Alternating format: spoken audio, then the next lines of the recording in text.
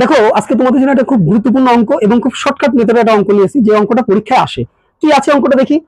একজন ব্যাটসম্যান 20তম ইনিংসে 110 রান করায় তার ইনিংসে রান সংখ্যার গড় পূর্বের থেকে 4 বৃদ্ধি পেয়েছে। কত বৃদ্ধি পেয়েছে? 4 বৃদ্ধি পেয়েছে। 20তম ইনিংসের পর তার রান সংখ্যার গড় কত হয়েছে এইটাই জানতে চেয়েছে। কিভাবে করতে হবে এবং কত তাড়াতাড়ি করতে হবে এবং এই অঙ্কগুলো কিন্তু পরীক্ষায় আসে। তোমরা সবাই জানো যে ব্যাটসম্যানের এই ক্রিকেট খেলার দিকে কিন্তু একটা অঙ্ক, গড়ের অঙ্ক থাকে।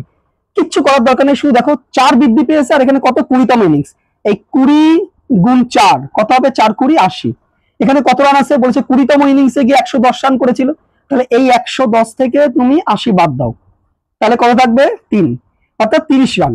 দেখো এই যে 30 রান যেটা ছিল এটা কিন্তু তোমার, অর্থাৎ এই যে 110 রান করার আগে কিন্তু গড় ছিল 30 রান। তোমাকে কি জানতে চেয়েছে? 20তম ইনিংসের পর তার রান সংখ্যার গড় কত হবে। 20তম ইনিংসের আগে যে রান সংখ্যার গড় ছিল কত? 30। বলছে 110 রান করার পরে 4 বৃদ্ধি পেয়েছে, তাহলে এই 30 আর এই 4 টোটাল কত হবে? 34। কোথায় আছে অপশন? অপশন বি, এটা হচ্ছে রাইট অ্যান্সার।